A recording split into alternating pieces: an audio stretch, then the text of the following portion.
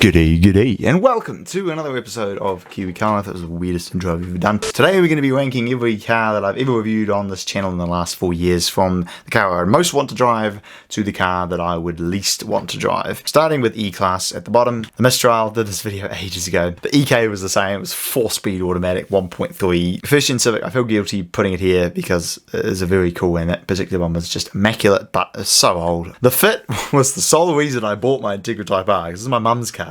And I learned to drive in this car and drove it most of my restricted license, and by the time I got my full, I was so sick of it that I went out and spent my own money and accepted I was going to have to pay for my own petrol and bought my own Integra. That's how much I hated that car. Again, EC8, just old. The Smart 42, had a lot of fun filming this video with my mate Jack. The drag race we did on a quiet road Jid Park was just a massive lol, but rubbish car. D-Class, the first gen Accord fits here. Again, I feel a bit guilty putting it this low because I was astounded for a car that old at how nice it was, but it's also still very old. Yaris, it's grandma's car. The CM6, I don't know why people buy them. Honestly, the Accord Euro is just better in every way. Chuck a wee flash on an Accord Euro. It looks better. It's got a better interior with a better steering wheel. R-Sport, sorry Connor.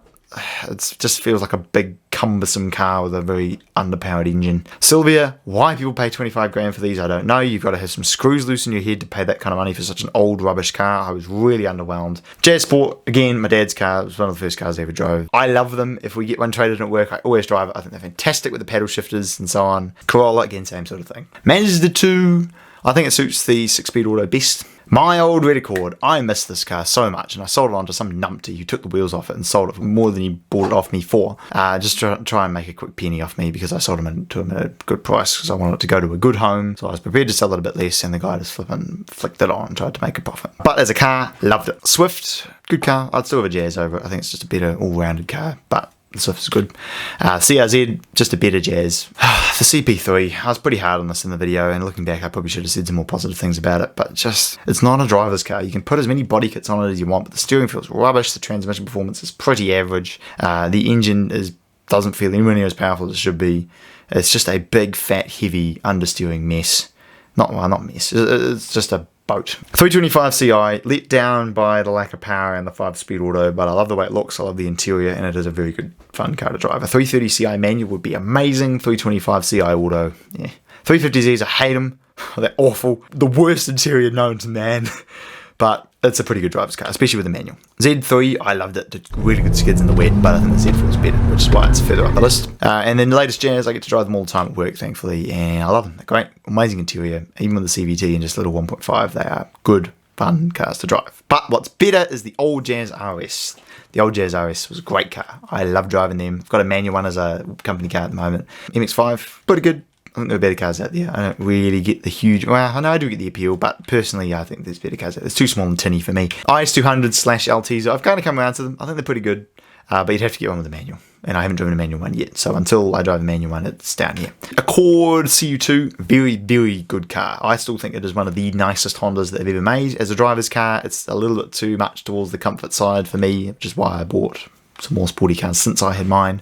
But overall, very good car. Civic RS, I drive them all the time at work. Lovely. Awesome cars. Excellent. I always look forward to driving them.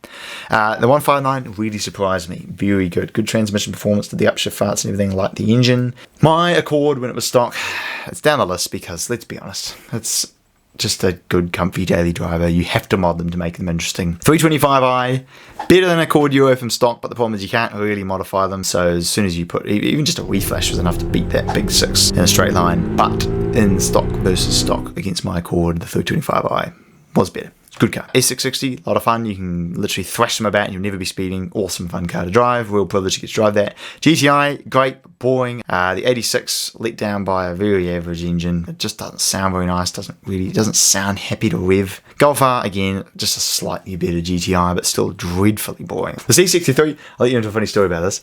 I got pulled over on that. I was driving along down Macra Valley Road. I gave a little bit of beans out of the corner. I wasn't power sliding or anything. Just smoothly came on the power out of the corner. Well, some guy flipping wasn't happy about that, so he flipping rung his mate, who was a cop, and he pulled me over and his painting clothes. Like, he wasn't even wearing his uniform or anything. Claimed to be some police officer. I don't even know if he was at this point. But anyway, pulled me over in a mufti car and flipping started accusing me of doing skids and all this crap. And I was like, what are you on about, mate? And unluckily for him, I had my camera rolling, so I showed him like a minute of footage and I wasn't doing anything silly in the slightest. And you could see him kind of going, oh, okay, yeah, my mate kind of made that up. And I said, yeah, so get lost, mate. Why are you pulling me over? I haven't done anything wrong. And for that reason, I hated it. I would never ever buy it, have no interest in driving one again, but most people would see it as a very good car, so I put it up here. But way too much power, just a dangerous car to drive on New Zealand roads these days. Z4, lovely car, I may have bought one. FN2, still a Type R. People can say what they want, but it's still a Type R. Still a good car. The Caldina was just a huge laugh. You know, you brake boost it and just go, and it just had the most insane, one of the most insane launches of any car. I mean, when you got up to the top end, my Accord pulled on it, and it didn't even have a turbo. This thing was like making 21 psi boost, and my Accord still beat it in a rolling race. That shows how much that power just dies at the top end and how much that 4-speed auto saps power. But off the line, the Caldina was one of the fastest cars I've ever tested. Did not just 100 in like 5.3 seconds. Further, I've really come around to them. My mate bought a facelift New Zealand new manual one, and after I drove that, which was much better than the one that I filmed in the original video, I was like, actually, you know what, these are really good cars. The best part is you don't have to do anything to them. They already have short gears, they already have a great engine that makes lots of power and sounds great. You can just buy one and drive it and it'll be great.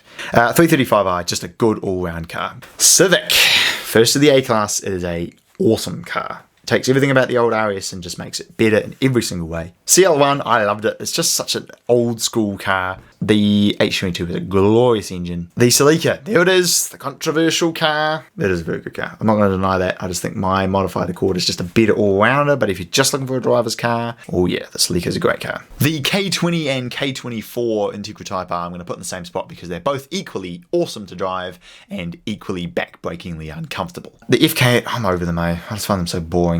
STI, first car that proved to me that all-wheel drive can be fun, and it was very fun. Great car, awesome engine. RS3, again, same sort of thing. Very similar to the STI in a lot of ways, but just had a much more refined transmission than most cars.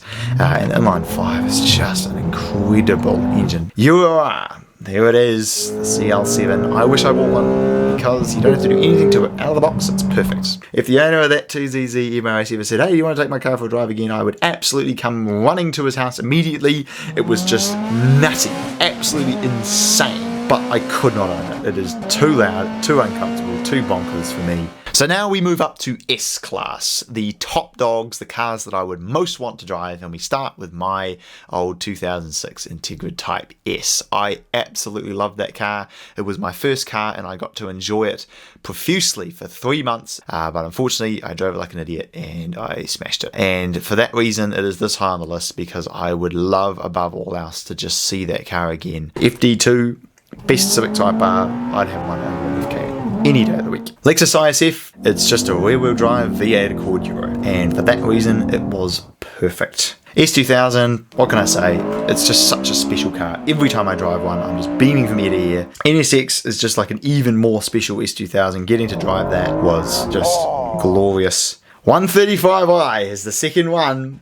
And the reason for that, and I said it in the video, is because it is, for the money, the best car in the world. And if you want more, go and hit up MHD or XHP and get yourself a tune, and it'll just be the best car ever. And yet, still comfortable, still practical, sounds awesome, looks good, it'll be pretty reliable because it's N55. Brilliant car. And the top car, I thought long and hard about this, and I rearranged this list so many times, but then I came to the conclusion and I went, you know what? It's the Yaris GR. It just is. It's just the best car I've ever driven. Now the age-old question is, where does my Accord fit into all of this? I think I am going to put it here, between the RS3 and the Euro R.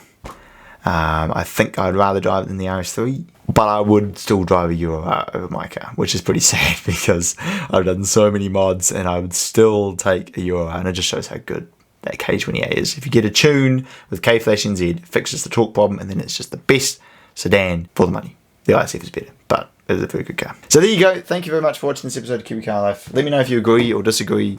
Hopefully I haven't been too controversial. I intentionally, well, no, I didn't intentionally. They are better.